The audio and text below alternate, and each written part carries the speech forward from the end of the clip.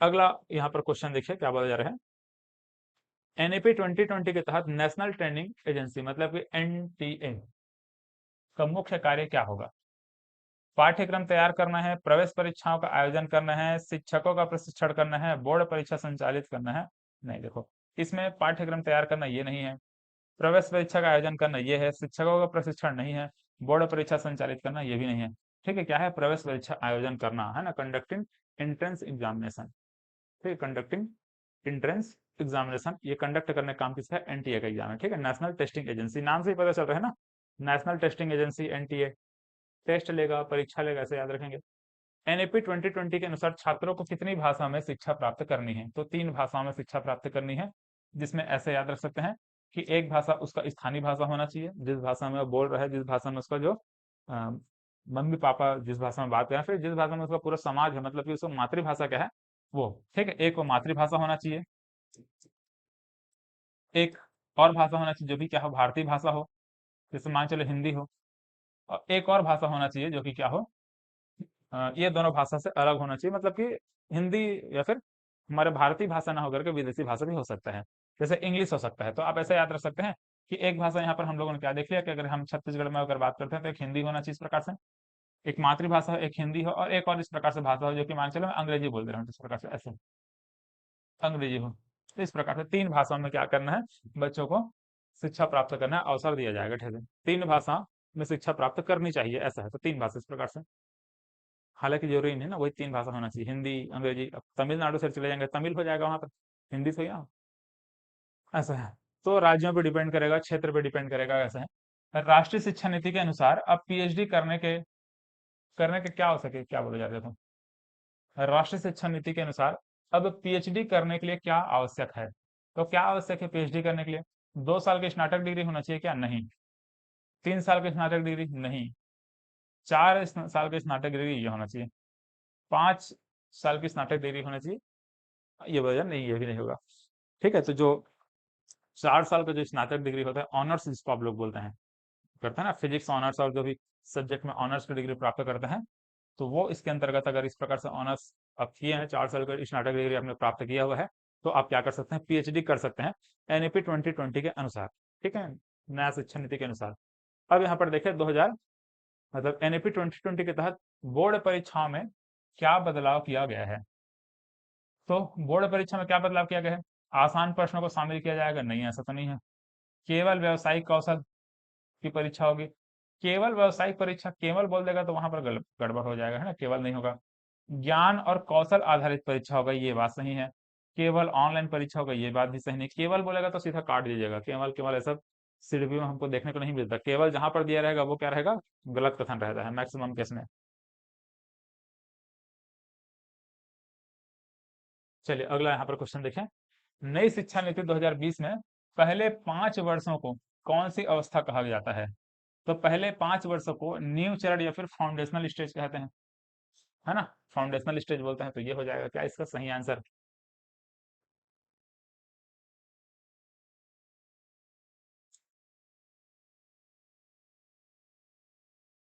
राष्ट्रीय शिक्षा नीति। अच्छा एक मिनट जी, यहाँ पर ना देखो, ये तो क्वेश्चन हम देख रहे हैं, बीच में कुछ और क्वेश्चन है जो कि छूट गए हैं। अभी आपको वहां पर लेकर जाऊंगा, है ना, क्वेश्चन को देखेंगे हम लोग। राष्ट्रीय शिक्षा नीति 2020 में किस कक्षा से व्यावसायिक कक्षाएं शुरू हो जाती हैं? ठीक है, कौन सी कक्षा से व्यावसायिक कक्षा चालू हो जाती है बताइए? तो कक्षा 6वीं से क्या हो जाती है? व्यावसायिक कक्षा, मतलब कि आपका जो वोकेशनल ट्रेनिंग है वो देना चालू कर देते हैं, कोडिंग सिखाना चालू कर देते हैं। ठीक है, याद रखेंगे। तो ये क्या हो जाएगा? ऑप्शन 20 का सही हो जाएगा। बीच में ना हमारा कुछ क्वेश्चन छूटा है, उसको भी हम डिस्कस कर लेते हैं, फिर यहाँ पर आएंगे, वरना फिर भूल जाएंगे। देखो, जैसे इस क्वेश्चन को आप देखें, एनईपी 2020 के संबंध में निम्न को सुमेलित करना है। फाउंडेशनल स्टेज दिया है, प्रिपरेटरी स्टेज दिया है, फिर मिडिल स्टेज दिया है, फिर सेकेंडरी स्टेज दिया हुआ है। आप देखें, फाउंडेशनल स्टेज में हमको पता है कि प्री स्कूल से लेकर के कक्षा पहली दूसरी की पढ़ाई करते हैं। प्रिपरेटरी स्टेज में कक्षा क्या हो जाएगा? प्रिपरेटरी स्टेज में कक्षा तीसरी से लेकर के 5वीं तक पढ़ाई करते हैं, है ना। ठीक है, कक्षा तीसरी से 5वीं हो जाएगा। इसके बाद यहाँ पर सेकेंडरी स्टेज और क्या है? मिडिल स्टेज दिया हुआ है। तो मिडिल स्टेज में क्या होगा? मिडिल स्टेज में हमको पता है बच्चा क्या करता है कि कक्षा 6वीं से लेकर के 8वीं तक पढ़ता है। फिर यहाँ पर जो सेकेंडरी स्टेज है उसमें बच्चा क्या करता है? 9वीं से लेकर के 12वीं तक का पढ़ाई करता है। ठीक है, ऐसा ही है। तो देख लीजिएगा, एक का क्या है, 4 है, बी का 2 है, ये नहीं गड़बड़ हो रहा है, एक का 1 है, बी का 4 है, सी का 2 है, डी का 3 है। ऑप्शन इसका सी सही हो जाएगा। ठीक है, चलिए अब यहाँ पर देखो अगला क्वेश्चन को, ये भी मजेदार क्वेश्चन है। ये सब क्वेश्चन हम लोगों ने पहले भी, मतलब पहले इसका कॉन्सेप्ट समझ चुके हैं ना, अब यहाँ पर क्वेश्चन को समझ रहे हैं। क्वेश्चन कॉन्सेप्ट आपको पूरा मैं समझा चुका हूँ। एनईपी 2020 के संबंध में निम्न को सुमेलित करना है। फाउंडेशनल स्टेज देखो, फाउंडेशनल स्टेज में क्या सीखता है बच्चा? क्या गणित, विज्ञान, कला, सामाजिक विज्ञान के बारे में सीख जाता है? खेल खेल और गतिविधि आधारित शिक्षा लेता है क्या? है ना, फाउंडेशनल स्टेज में क्या करता है बच्चा? फाउंडेशनल स्टेज में खेल खेल और गतिविधि आधारित शिक्षा बच्चों को दिया जाता है। प्रिपरेटरी स्टेज में क्या करता है बच्चा? प्रिपरेटरी स्टेज में बच्चा क्या करता है? भाषा और गणित के बुनियादी कौशल पर जोर दिया जाएगा। एक मिनट, ठीक है। मिडिल स्कूल में जब 6वीं क्लास से लेकर के बच्चा 8वीं क्लास के बीच में रहता है तो क्या करता है वो? विज्ञान, गणित, कला, सामाजिक विज्ञान का वोकेशनल ट्रेनिंग प्राप्त करता है, ठीक है।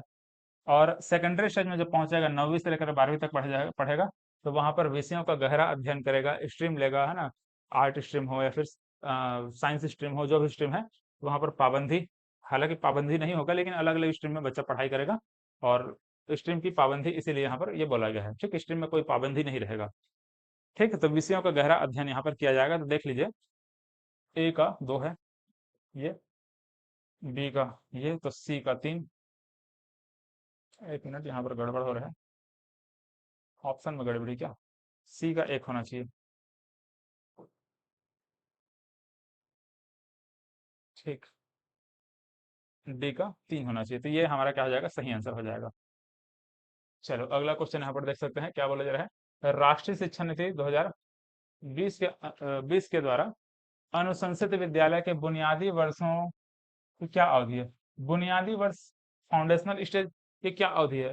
फाउंडेशनल स्टेज में हमको पता है बच्चा क्या करता है, कक्षा 1, देखो एक तो आंगनबाड़ी में पढ़ता है, फाउंडेशनल से जो हम लोग देखे थे वो, उसमें क्या करता है बच्चा, आंगनबाड़ी से लेकर के कक्षा 2री तक पढ़ाई करेगा।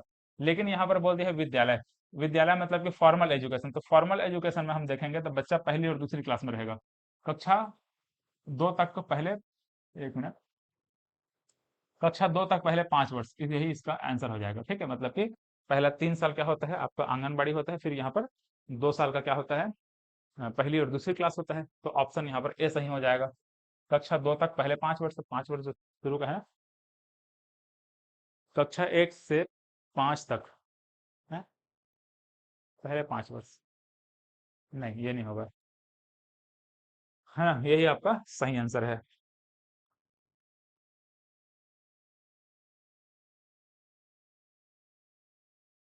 ठीक, कक्षा 2 तक ही जो रहता है बच्चा, यहाँ पर बुनियादी फाउंडेशनल स्टेज इसलिए कह रहे हैं।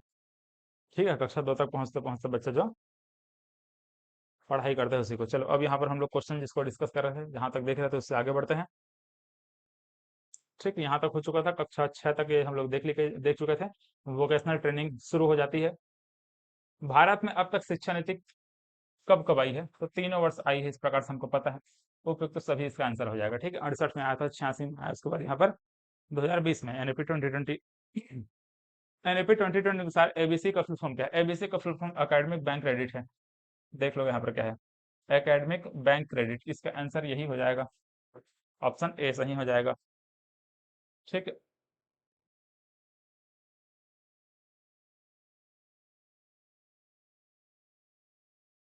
क्या बोला जा रहा है? नई शिक्षा नीति 2020 में एक छात्र को उसकी मातृभाषा में न्यूनतम कितने वर्ष तक पढ़ाया जाना चाहिए?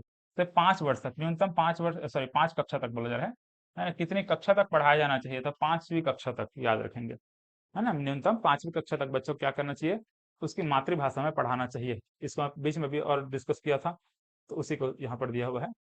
नई शिक्षा नीति 2020 में व्यवसायिक या फिर उच्च शिक्षा में कितने वर्षों के अध्ययन के बाद डिप्लोमा प्रदान किया जाएगा? तो 2 वर्षों के बाद क्या किया जाएगा, डिप्लोमा प्रदान किया जाएगा। ठीक है, अगर 1 साल आप पढ़ाई किए हैं और पढ़ाई छोड़ देते हैं तो भी आपको प्रमाण पत्र दिया जाएगा। क्या किया जाएगा? प्रमाण पत्र दिया जाएगा। लेकिन अगर आप 2 साल पढ़ लें तो आपको डिप्लोमा का प्रमाण पत्र दिया जाएगा, याद रखेंगे। ठीक है, देखो एनएपी 2020 में स्कूलों में छात्रों के प्रदर्शन का मूल्यांकन किस प्रकार होगा? ठीक है, छात्रों का जो प्रदर्शन का जो मूल्यांकन रहेगा वो किस प्रकार से होगा? तो इसमें ये देखो क्या बोला जा रहा है, केवल शिक्षकों द्वारा यहाँ पर मूल्यांकन किया जाएगा क्या? असेसमेंट किसके द्वारा होगा बोल रहा है? असेसमेंट केवल शिक्षकों के द्वारा होगा क्या? नहीं। सहपाठियों और शिक्षकों द्वारा होगा क्या? ये भी नहीं। अच्छा एक मिनट जी, यही होगा। सहपाठी और शिक्षक दिया है ना, देखेंगे आगे। माता पिता और शिक्षक द्वारा बोला गया, नहीं ये गलत है। केवल बाहरी परीक्षण द्वारा, नहीं ये भी गलत है, मतलब ये आपका सही हो जाएगा। सहपाठियों और क्या, शिक्षकों के द्वारा क्या होगा? असेसमेंट होगा, है ना। पीयर असेसमेंट और टीचर्स असेसमेंट बोला जा रहा है, और सेल्फ असेसमेंट भी होगा। तो ये जो एनईपी 2020 है, इसमें 3 प्रकार के असेसमेंट के बारे में बात कही गई है। सेल्फ असेसमेंट मतलब कि खुद से भी क्या करना है, असेसमेंट करना है कि मैं कितना सीख रहा हूँ, मुझे कितना ज्ञान वहां पर मेरा बढ़ रहा है, मैं कितना नॉलेज गेन कर रहा हूँ। ठीक है, तो ये क्या होगा? सेल्फ असेसमेंट भी होना चाहिए, पीयर असेसमेंट भी होना चाहिए। पीयर असेसमेंट मतलब कि सहपाठियों द्वारा भी क्या असेसमेंट किया जाना चाहिए कि हाँ, हमारे सहपाठी जो भी हमारे साथ में है, अगल बगल जो भी है, उनका भी मतलब उनके द्वारा भी असेसमेंट होना चाहिए, मतलब कि वो हमारा असेसमेंट करे कि हम कितना सीख रहे हैं। ऐसा मतलब कि बच्चों के लिए बोला जा रहा है कि बच्चा कितना सीख रहा है ना, उसके जो भी सहपाठी है उनके द्वारा भी असेसमेंट करना है, ये बोला जा रहा है।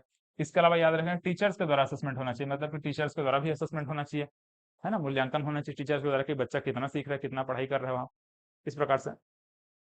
इसी को बोला जा रहा है कि एनईपी 2020 में छात्रों का जो मूल्यांकन है किसके द्वारा किया जाना चाहिए, तो पीयर असेसमेंट और टीचर्स असेसमेंट, ये दोनों होना चाहिए, ऐसा बोला गया है। चलिए यहाँ पर देखिए अगला क्वेश्चन, राष्ट्रीय शिक्षा नीति 2020 में प्रस्तावित बदलाव क्या है ना। प्रस्तावित बदलाव क्या है हमको बताना है। तो मानकीकरण से लचीलापन, यही सही है। ठीक है, बाकी यहाँ पर देखें, रचनात्मक मूल्यांकन से योगात्मक मूल्यांकन नहीं होगा, है ना। यहाँ पर क्या बोला गया है, from formative to summative assessment नहीं।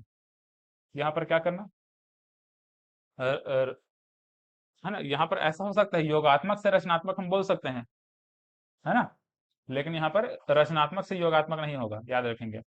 संरचनाओं की समझ से परीक्षा के लिए सीखना, ये नहीं है। From understanding concept to learning for exam, ये भी नहीं, है ना। एग्जाम के लिए हम सिर्फ थोड़ी ना पढ़ेंगे जी, है, हम सिर्फ लर्न कर रहे हैं, सीख रहे हैं, तो सिर्फ एग्जाम के लिए पढ़ रहे हैं क्या? नहीं। हॉलिस्टिक डेवलपमेंट होना चाहिए, समग्र विकास होना चाहिए, इसलिए यहाँ पर बच्चों को पढ़ाया जा रहा है, बच्चों को सिखाया जा रहा है। ठीक है, लास्ट ऑप्शन यहाँ पर देख सकते हैं, क्या बोला जा रहा है, बहुभाषिता से कठोरता बोला गया है।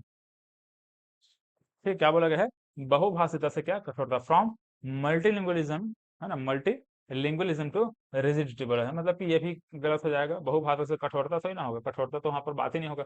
यहाँ पर सिंपल हमारा आंसर क्या है, मानकीकरण से लचीलापन। ठीक है, अगला क्वेश्चन यहाँ पर देखिए, बताइए इसका आंसर क्या होगा।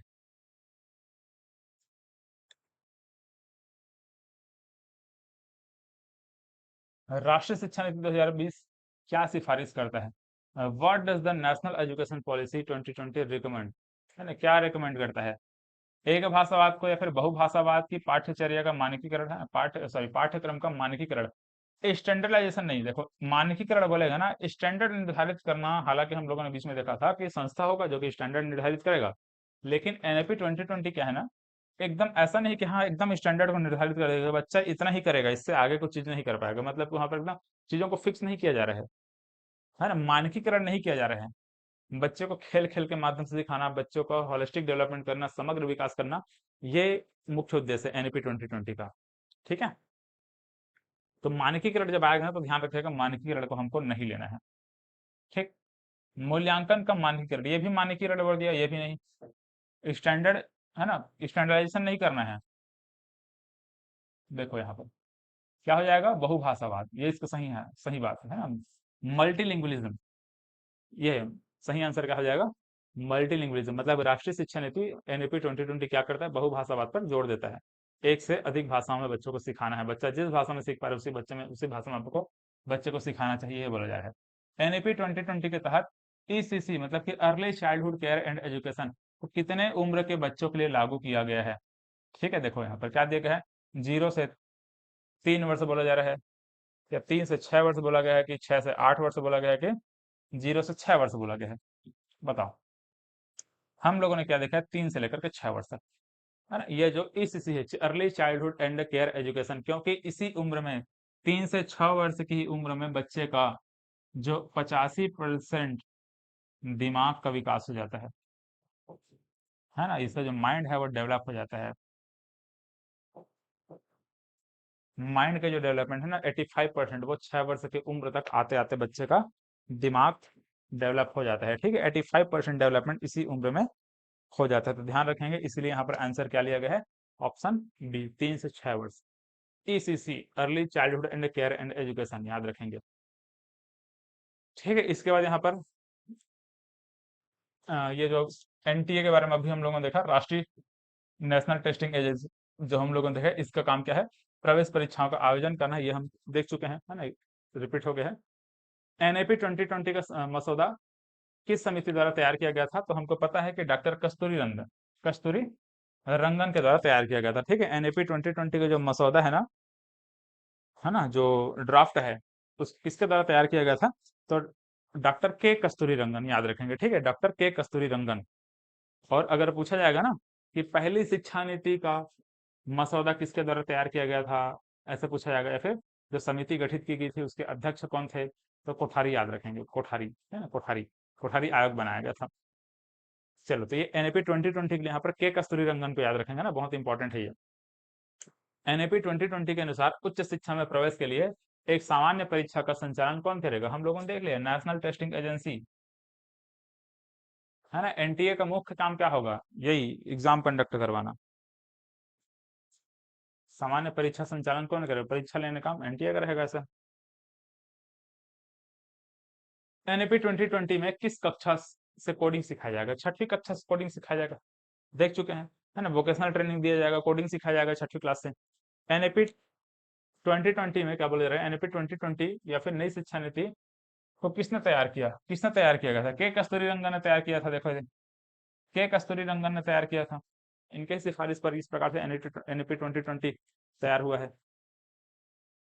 ठीक, राष्ट्रीय शिक्षा नीति 2020 में स्कूल शिक्षा के किस स्तर पर बच्चों के बीच शिक्षण के न्यूनतम स्तर का उल्लेख है, तो न्यूनतम स्तर का जो उल्लेख है ना, न्यूनतम स्तर हम लोग जानते हैं, है ना, इस एनईपी 2020 में जो सबसे पहला जो स्तर है, फाउंडेशनल स्टेज जो हम लोग देखे हैं, उसमें हम लोग प्री स्कूल और प्राथमिक शिक्षा के बारे में बात करते हैं।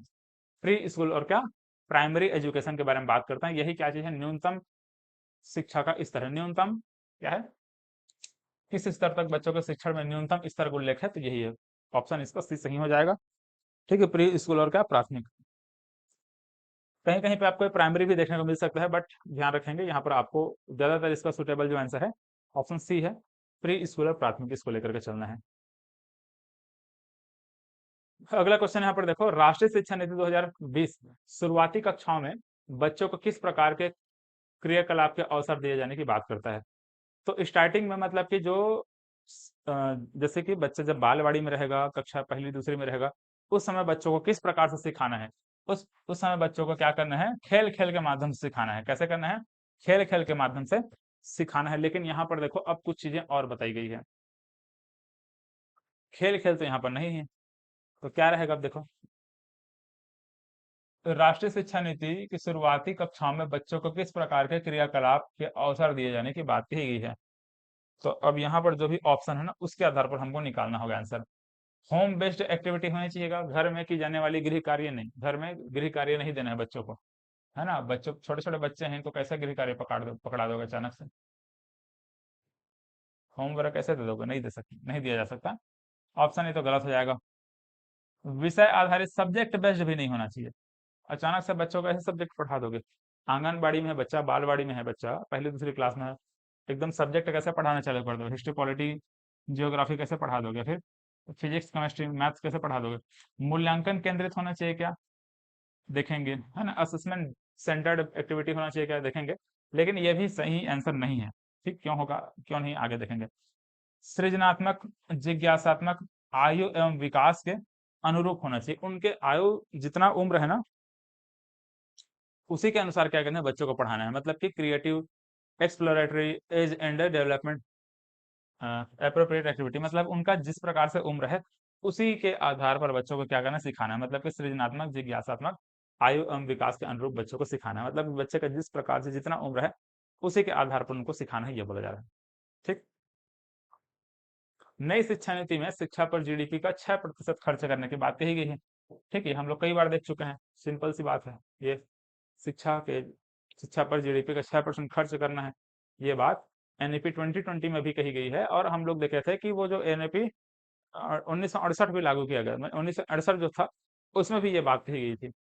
लेकिन अभी तक लागू नहीं हुआ है, ठीक है, बहुत पुरानी बात है, बट अभी तक वो लागू नहीं हुआ, प्रस्ताव बहुत पहले दिया गया है, लेकिन सरकार इसको लागू कर नहीं पाती है। ठीक है, 6% खर्च कर देना मतलब कि बहुत बड़ा अमाउंट होता है, शिक्षा पर उतना खर्च करना मतलब कि शिक्षा काफी हद तक सुधर जाएगा, लेकिन सरकार उसको इम्प्लीमेंट नहीं कर पा रही है, ध्यान रखेंगे। एनईपी 2020 के अनुसार स्नातक के पहले वर्ष के बाद कोर्स छोड़ने पर क्या मिलेगा? स्नातक के मतलब ग्रेजुएशन के आप फर्स्ट ईयर में ही क्या कर देते हैं, फर्स्ट ईयर आप कंप्लीट करने के बाद कोर्स को छोड़ देते हैं, तो आपको वहां पर प्रमाण पत्र मिलेगा। ठीक है, ऐसा कुछ नहीं मिलेगा वाली बात नहीं है, कम से कम एक तो प्रमाण पत्र मिलेगा ही, फर्स्ट ईयर आपने कंप्लीट किया है इसका प्रमाण पत्र मिलेगा। ठीक है, भले आपने आगे की पढ़ाई नहीं की। चलो अब यहाँ पर अगला क्वेश्चन देखो, पाठ्यक्रम को छात्र के संज्ञानात्मक विकास के अनुसार 4 चरणों में विभाजित किया गया है। कौन कौन से चरण में विभाजित किया गया है देखो। तो जो हम लोग पाठ्यक्रम देख रहे थे ना एनईपी 2020 में 4+3+3+4 हम लोग देखे थे, तो वो उसको किस प्रकार से बांटा गया है। पहला तो है मूलभूत चरण, हाँ, तो मतलब कि फाउंडेशनल स्टेज हम लोगों ने देखा है। उसका प्रिपरेटरी चरण हम लोगों ने देखा है ना, उसका मध्य चरण हम लोगों ने देखा, उसके बाद क्या है माध्यमिक चरण, ये है मतलब कि वहां पर मिडिल स्कूल हम लोगों ने देखा था, और लास्ट में हम लोगों ने माध्यमिक चरण, हम लोग माध्यमिक स्कूल हम लोगों का, ठीक है, तो ये उसी को यहाँ पर बताया गया है। तो मूलभूत चरण है, फिर प्रारंभिक चरण है, फिर यहाँ पर मध्य चरण है, फिर माध्यमिक चरण है। ठीक, तो यहाँ पर हमारा आंसर क्या हो जाएगा, ऑप्शन ए सही आंसर हो जाएगा। ठीक है, चलिए अगला यहाँ पर क्वेश्चन देखो, एनएपी 2020 के तहत प्राथमिक शिक्षा का मुख्य उद्देश्य क्या है। तो प्राथमिक शिक्षा का मुख्य उद्देश्य क्या है, केवल परीक्षा आधारित होना चाहिए, समग्र विकास और ज्ञान आधारित होना चाहिए, शारीरिक शिक्षा पर ध्यान देना है, या फिर केवल सैद्धांतिक होना चाहिए। तो केवल सैद्धांतिक होगा नहीं, सिर्फ शारीरिक शिक्षा पर ध्यान नहीं देना है, समग्र विकास हो सकता है, केवल परीक्षा आधारित शिक्षा नहीं होगा। ऑप्शन इसका बी सही हो जाएगा। ठीक है,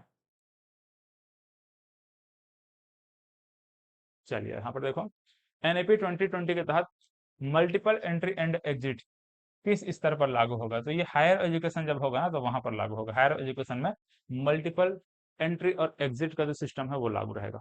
ठीक, याद रखेंगे इस चीज को। अगला यहाँ पर क्वेश्चन देखो, एनएपी 2020 के तहत नेशनल टेस्टिंग एजेंसी का मुख्य कार्य क्या होगा। अभी हम लोग पहले भी देख चुके हैं, है ना। नेशनल टेस्टिंग एजेंसी एनटीए का जो काम रहेगा, प्रवेश परीक्षाओं का आयोजन करना है, कंडक्ट करेगा एंट्रेंस एग्जाम को, है ना, कंडक्टिंग एंट्रेंस एग्जामिनेशन। भाषा के संदर्भ में राष्ट्रीय शिक्षा नीति 2020 किस पर बल देती है। तो राष्ट्रीय शिक्षा नीति एनएपी 2020 किस पर बल देती है बताओ, किसको एम्फोसाइज करती है। बहुभाषावाद को करती है, देखो ये बहुत भाषावाद है ना, हम लोग देख चुके हैं, बहुभाषावाद को क्या करती है, एम्फोसाइज करती है, बल देती है उस पर।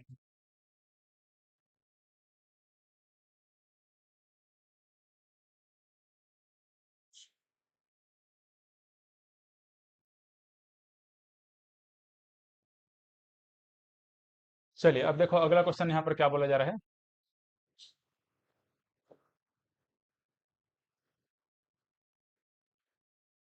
राष्ट्रीय शिक्षा नीति 2020 मतलब कि एनएपी 2020 द्वारा सुझाई गई समग्र मतलब कि 360 डिग्री बहुआयामी प्रगति रिपोर्ट मतलब कि 360 डिग्री, देखो 360 degree multi dimensional progress card का मतलब क्या प्रस्तावित करती है, ये बोला जा रहा है। तो ये जो 360 degree multi dimensional progress card है वो क्या प्रस्तावित करती है हमको यहाँ पर बताना है। ठीक है, तो देखो यहाँ पर क्या क्या ऑप्शन में दिया गया है। एक तो दिया है योगात्मक आकलन, है ना, तो यहाँ पर योगात्मक आकलन नहीं रहेगा, याद रखेंगे ना। पत्रवत याद करने का कौशल ये भी नहीं है। ठीक है, देखो मतलब रटने का कौशल यहाँ पर डेवलप करने का नहीं, ये भी नहीं है। विद्यार्थियों को पेपर पेंसिल परीक्षा आधारित श्रेणियों में बांटना, ये भी नहीं है। स्वतः आकलन, समूह आकलन का समावेशन, है ना, मतलब स्वतः आकलन और समूह आकलन क्या करना, समावेश करना, मतलब कि सेल्फ असेसमेंट और पीयर असेसमेंट, इसके अलावा टीचर्स असेसमेंट भी इसमें शामिल है। Self assessment, peer assessment, teacher assessment, ये सभी शामिल है इसके अंतर्गत, याद रखेंगे। ठीक है, मतलब कि 360 डिग्री क्या किया जाएगा, आकलन यहाँ पर किया जाएगा। ठीक, चलिए इसके अलावा देखो अब अगला क्वेश्चन यहाँ पर क्या बोला जा रहा है, सामाजिक आर्थिक रूप से वंचित समूहों के छात्रों का अवधारण सुनिश्चित करने के लिए राष्ट्रीय शिक्षा नीति प्रस्तावित करती है, क्या प्रस्तावित करती है देखते हैं। तो सामाजिक आर्थिक रूप से वंचित जो समूह के छात्र हैं उनके लिए यहाँ पर क्या बात करती है देखो। तो परीक्षाओं पर केंद्रित हो, पाठ्य पुस्तक पर केंद्रित हो, संबंध और संदर्भित हो, मानकीकृत व एक रूपी हो, ये बोला जा रहा है। स्टैंडर्डाइज एंड यूनिफॉर्म हो, ये बोला जा रहा है। रिलेवेंट और कॉन्टेक्चुअल हो। तो इसका आंसर क्या लेना चाहिए? यही लेना चाहिए, ठीक है, रिलेवेंट होना चाहिए। स्टैंडर्डाइजेशन के बारे में बात नहीं करता है, स्टैंडर्ड को यहाँ पर जब भी आगे छोड़ देंगे। तो यहाँ पर संबंध और क्या होना चाहिए, संबंध और संदर्भित हो, रिलेवेंट और क्या होना चाहिए, कॉन्टेक्चुअल होना चाहिए, ठीक है। तो इस प्रकार से यहाँ जो आर्थिक रूप से वंचित समूह के छात्र है उसमें क्या बोला जा रहा है, उसके लिए राष्ट्रीय शिक्षा नीति प्रस्तावित करती है, उनके लिए पाठ्यचर्या के लिए क्या प्रस्तावित करती है, तो ये प्रस्तावित करते हैं, ठीक है। रिलेवेंट होना चाहिए और कॉन्टेक्चुअल होना चाहिए। चलो अगला क्वेश्चन यहाँ पर देखो।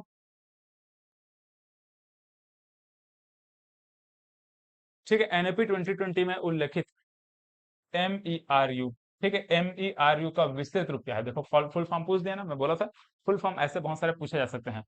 तो देखो यहाँ पर क्या क्या दिया गया है, multi disciplinary education and research दिया हुआ है, मल्टीलिंगुअल एजुकेशन एंड रिसर्च दिया हुआ है, multi disciplinary education and rebuild university दिया है। देखो ये सब है नहीं है, multi disciplinary education and research university इसका सही आंसर है, ठीक है। ये सबको काट दो इस तरीके से, ठीक है। ऑप्शन ए इसका क्या हो जाएगा, सही आंसर हो जाएगा। मतलब कि बहुविषयक एजुकेशन क्या होना चाहिए, बहुविषयक क्या होना चाहिए, एजुकेशन होना चाहिए, रिसर्च यूनिवर्सिटी होना चाहिए, ये बोला जा रहा है। तो जो मेरू है ना, मेरू का फुल फॉर्म यही है, ठीक। मेरू का मतलब क्या है, multi disciplinary education and research university, इस प्रकार से इसका पूरा फुल फॉर्म है ना, सभी को रिलेट करके देखें तो फुल फॉर्म बनता है। इसका देखो एनईपी 2020 के अनुसार फाउंडेशनल लिटरेसी एंड न्यूमरेसी का लक्ष्य किस वर्ष तक निर्धारित किया गया है? तो हमको पता है FLN का लक्ष्य है जो 2000 कब तक निर्धारित किया गया है, ये 2025 तक निर्धारित किया गया, ठीक है। यही हम लोगों ने देखा था, ठीक है, 2025 तक निर्धारित किया गया है, ठीक है। एनएपी 2020 के तहत कौन सा नया कौशल स्कूल में सिखाने पर जोर दिया जा रहा है? तो कोडिंग पर है ना, कोडिंग सिखाने पर बच्चों को जोर दिया जा रहा है। छठवीं क्लास से हम लोग देखते हैं ना, कोडिंग सिखाया जा रहा है बच्चों को, ऐसा है। लागू होने में हालांकि टाइम लगेगा, बट ये चीजें हमको दी गई है, मतलब कि पढ़ना है ना, सरकार को इम्प्लीमेंट करने में बहुत समय लगेगा। देखो एनईपी 2020 का मुख्य लक्ष्य क्या है, केवल तकनीकी शिक्षा पर जोर देना, ठीक है, ये गलत हो जाएगा, है ना। शिक्षा प्रणाली को समग्र और लचीला बनाना, देखो शिक्षा प्रणाली को समग्र और लचीला बनाना हो सकता है, सही होगा। केवल उच्च शिक्षा को सुधारना, ये गलत है। शिक्षा को पूरी तरह से ऑनलाइन करना, ये भी गलत है। ऑप्शन इसका बी सही हो जाएगा, ठीक है। बहुत ही मजेदार क्वेश्चन देख सकते हैं, मजेदार नहीं, सिंपल क्वेश्चन है, आसान क्वेश्चन है। एनएपी 2020 के अनुसार 2025 तक कितने प्रतिशत छात्रों को व्यावसायिक शिक्षा प्राप्त करने का लक्ष्य रखा गया है? कि 50% छात्रों को, मतलब 50% छात्रों को व्यावसायिक शिक्षा मतलब कि एजुकेशनल ट्रेनिंग देने की लक्ष्य रखी गई है, ध्यान रखेंगे ना इस प्रकार से स्कूली जो शिक्षा है उसमें।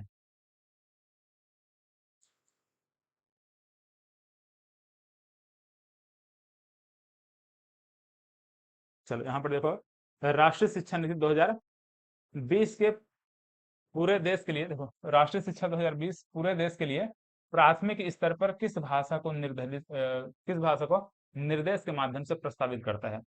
ठीक है, तो ये घर की भाषा को, मातृभाषा को ये क्या करता है, प्रस्तावित करता है, ठीक है। मातृभाषा में बच्चों को पढ़ाना है, इस प्रकार से ऑप्शन इसका डी लेना है, घर की भाषा, मातृभाषा, मदर टंग।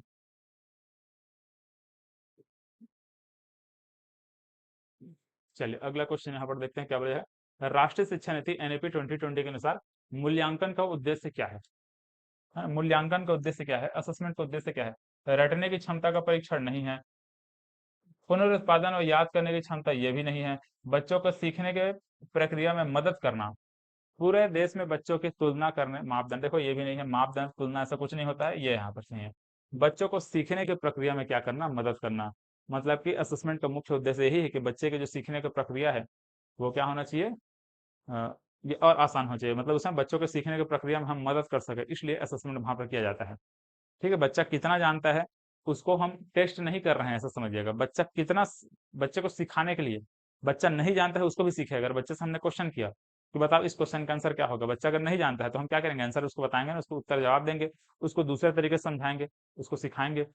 तो क्वेश्चन सिर्फ हम बताते जाएंगे ऐसा नहीं, हम बच्चों को क्या करेंगे, सिखाएंगे कि ऐसा होता है। बच्चा वहां पर चीजों को करके देखेगा, खुद से प्रैक्टिकल करेगा, खुद से वहां पर लिखेगा, खुद से वहां पर चीजों को ट्राई करेगा, सॉल्व करेगा। नहीं होता है तो हम उसको सिखाएंगे, तो सीखने की प्रक्रिया में मदद कर रहे हैं ना। इसी को बोला गया है बच्चों को सीखने की प्रक्रिया में मदद करना असेसमेंट का मुख्य उद्देश्य है। राष्ट्रीय शिक्षा नीति 2020 के अनुसार आकलन का क्या उद्देश्य है? ठीक है, आकलन का उद्देश्य क्या होना चाहिए?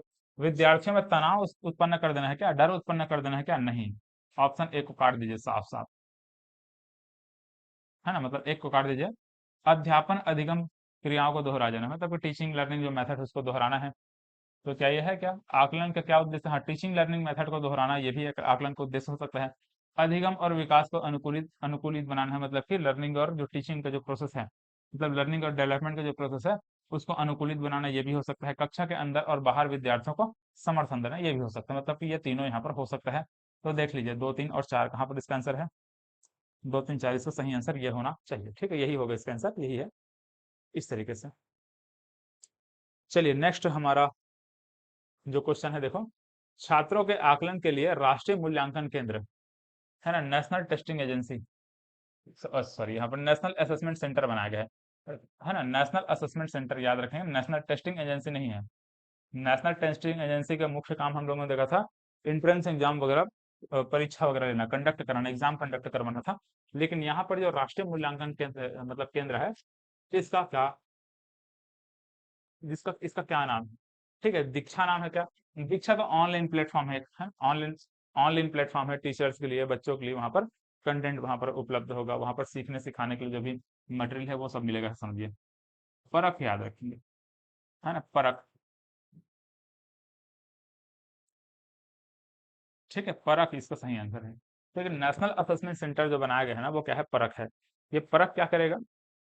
परखेगा। किसको परखेगा? बच्चों का विकास सही से हो पा रहा है कि नहीं, बच्चा सीख पा रहा है कि नहीं, इन सभी चीजों को जो परखने का जो काम है कौन करेगा? परख करेगा। ठीक है, तो परख का फुल फॉर्म हम लोगों ने देखा था, performance assessment review and analysis of knowledge for holistic development. ठीक है, तो बच्चे का जो होलिस्टिक डेवलपमेंट यहाँ पर हो रहा है, बच्चे का जो समग्र विकास हो रहा है, उसका क्या करना? असेसमेंट करना। उसका क्या करना? असेसमेंट करना। ठीक है, असेसमेंट सेंटर है, समझिएगा। ठीक है, नेशनल राष्ट्रीय असेसमेंट सेंटर है। ठीक है, राष्ट्रीय है, तो ये असेसमेंट को रेगुलेट करेगा, असेसमेंट करेगा, ऐसे याद रखेंगे। ठीक, तो इस प्रकार से ये परख इसका नाम है, याद रखेंगे ना। परख है राष्ट्रीय असेसमेंट सेंटर। परख में पी का मतलब क्या है? परफॉर्मेंस है। ठीक है, परफॉर्मेंस फुल फॉर्म आपको बताया हूँ, performance assessment review and analysis of knowledge for holistic development. ठीक है, नॉलेज फॉर होलिस्टिक डेवलपमेंट। चलो, एनईपी कौन सी नंबर की राष्ट्रीय शिक्षा नीति है? तीसरी नंबर के राष्ट्रीय शिक्षा नीति। इससे पहले 1968 में, 1986 में, दो बार और आ चुका है। तीसरे नंबर का 2020 वाला एनईपी है।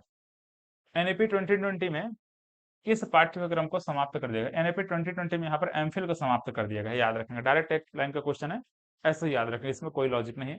एमफिल को समाप्त कर दिया गया है।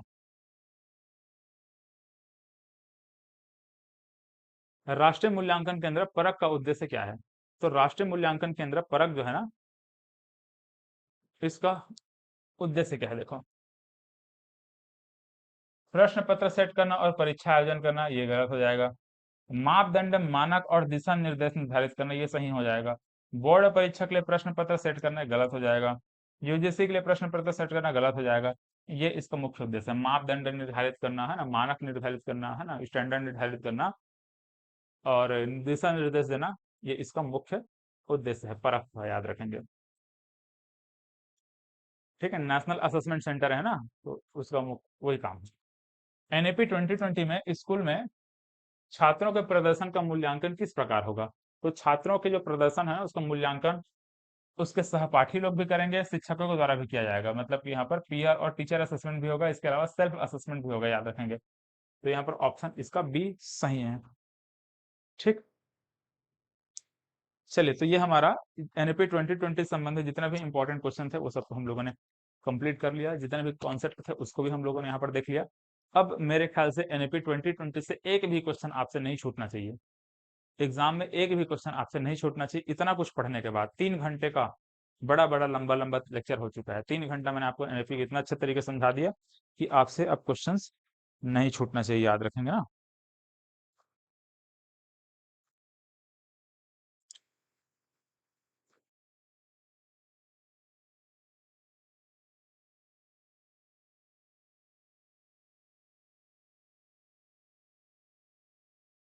चलिए तो मिलते हैं फिर नेक्स्ट कोई इंपॉर्टेंट क्लास में, है ना? अच्छा सा कोई दूसरा टॉपिक उठा करके आगे कंटिन्यू करेंगे। धन्यवाद।